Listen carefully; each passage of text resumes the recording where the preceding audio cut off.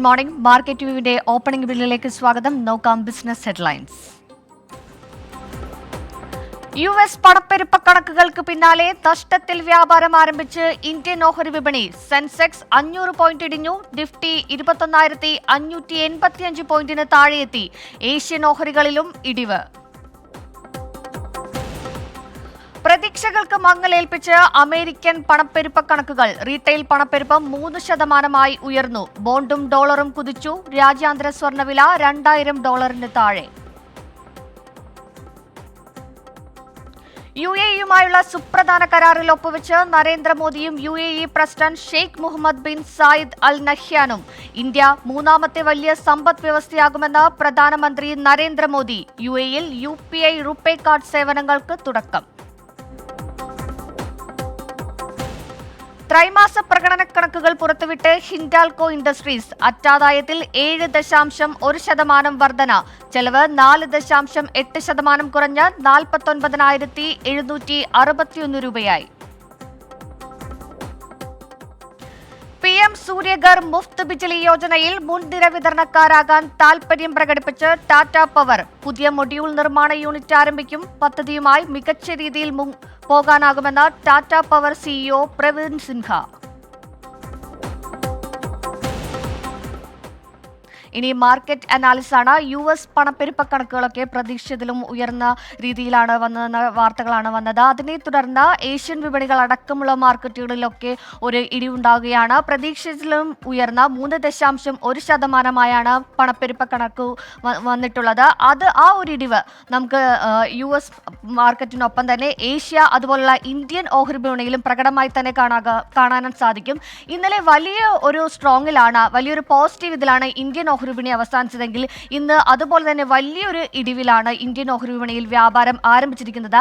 National stock എക്സ്ചേഞ്ചിന്റെ സൂചികയായ നിഫ്റ്റിയിലേക്ക് വരികയാണെങ്കിൽ നിഫ്റ്റിയുടെ എല്ലാ സൂചികകളിലും തന്നെ ഒരു റെഡ് സിഗ്നലാണ് കാണാൻ സാധിക്കുന്നത്. നിഫ്റ്റി 50 21,541 പോയിന്റിലേക്ക് ഇടിഞ്ഞിരിക്കുകയാണ്. 201 പോയിന്റ് ഇടിവിൽ 21,541 എന്ന പോയിന്റിലാണ് നിലവിൽ നിഫ്റ്റി 50യിൽ വ്യാപാരം നടക്കുന്നത്.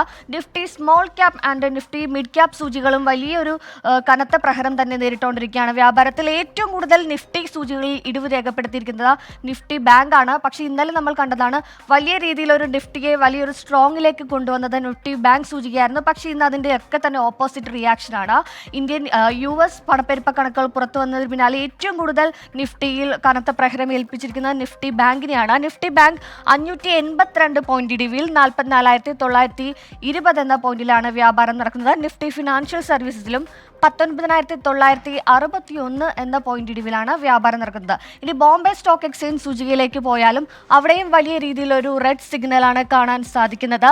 677 പോയിന്റിൽ 70,853 എന്ന പോയിന്റിലാണ് ബോംബെ സ്റ്റോക്ക് എക്സ്ചേഞ്ചിലും വ്യാപാരം നടക്കുന്നത്.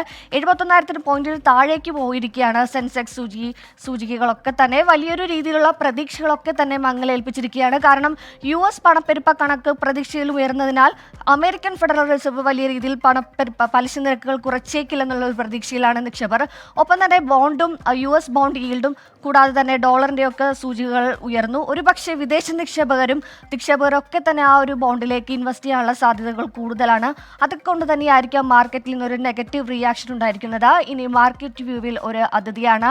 DBFSന്റെ എക്സിക്യൂട്ടീവ് ഡയറക്ടറായ പോൾ തോമസ് ആണ്. Good morning Shri Paul Thomas. മാർക്കറ്റിൽ ഒരു റെഡ് സിഗ്നലാണ് ഇന്ന് വ്യാപാരം ആരംഭിച്ചിരിക്കുന്നത്. ഒരുപക്ഷെ US പണപ്പെരുപ്പ കണക്കുകൾക്ക് പിന്നാലെ US ബോണ്ടിലുണ്ടായ ഒരു വളർച്ച, അത് നിക്ഷേപകരൊക്കെ തന്നെ അങ്ങോട്ട് പോവുകയാണെങ്കിൽ ഇനിയും വലിയ രീതിയിലുള്ള ഒരു ഇടിവ്, ഒരു ബ്ലഡ് ബാത്തിന് സാധ്യതയുണ്ടോ ഇന്ത്യൻ മാർക്കറ്റിൽ? ഇന്ന് മാർക്കറ്റ് നമ്മൾ ഇന്നലെ തന്നെ പറഞ്ഞിരുന്നു. അതായത് ഇന്നലെ രാത്രിയിൽ US-ന്റെ ഇൻഫ്ലേഷൻ ഡേറ്റ വരാനുണ്ട്. അതുകൊണ്ട് അതനുസരിച്ചായിരിക്കും ഇന്നത്തെ മാർക്കറ്റിന്റെ ഓപ്പണിംഗ് എന്ന് നമ്മൾ ഇന്നലെ പറഞ്ഞിരുന്നു. ശരിക്കും US ഇൻഫ്ലേഷൻ പ്രതീക്ഷിച്ചതിനേക്കാളും വളരെ കൂടുതലായിട്ടാണ് അതിന്റെ ഡേറ്റകൾ വന്നത്. പറഞ്ഞതുപോലെ തന്നെ ഉടനെ ഇൻട്രസ്റ്റ് റേറ്റ് കുറയ്ക്കുകയില്ല എന്നുള്ള ഒരു ചിന്താഗതിയും കൂടെ ഇതിന്റെ പിന്നിലുണ്ട്. അതുകൊണ്ടാണ് US മാർക്കറ്റുകൾ തന്നെ ഇന്നലെ വളരെ 1.5% താഴെയാണ് ക്ലോസ് ചെയ്തത്. ഇന്ത്യൻ മാർക്കറ്റുകളും അതുപോലെ ഏഷ്യൻ മാർക്കറ്റുകളെല്ലാം താഴെ തന്നെയാണ്. ഇത് ഒരു പെർമനന്റ് കാര്യമൊന്നുമല്ല. ഇന്നത്തെ ഒരു ദിവസത്തേക്കുള്ള ഒരു മൂവ്മെന്റ് ആയിട്ട് ഈ ഒരു ന്യൂസിനെ പ്രതീക്ഷിച്ചാൽ മതി. എന്നിരുന്നാലും 21,500 അടുത്തെല്ലാം നിഫ്റ്റിയെ സംബന്ധിച്ചിടത്തോളം നല്ല സപ്പോർട്ടുള്ള ഏരിയ ആണ്. അതുകൊണ്ട് ആ ലെവലിൽ സപ്പോർട്ട് എടുത്ത് നിഫ്റ്റി നിൽക്കും എന്നുള്ളതാണ് നമ്മൾ ഇന്ന് പ്രതീക്ഷിക്കുന്നത്. ഇന്ന് മഹീന്ദ്ര അതുപോലെ കേരള കമ്പനികളായ മുത്തൂറ്റ് ഫൈനാൻസ്, FSCP തുടങ്ങിയ കമ്പനികളുടെ എല്ലാം റിസൾട്ടുകൾ ഇന്ന് വരാനായിട്ടുണ്ട്. ശ്രീ പോൾ തോമസ് ആണ് മാർക്കറ്റ് വ്യൂവിൽ അതിഥിയായി തുടർന്നത്. ഇനി ബാക്ക് ടു SK.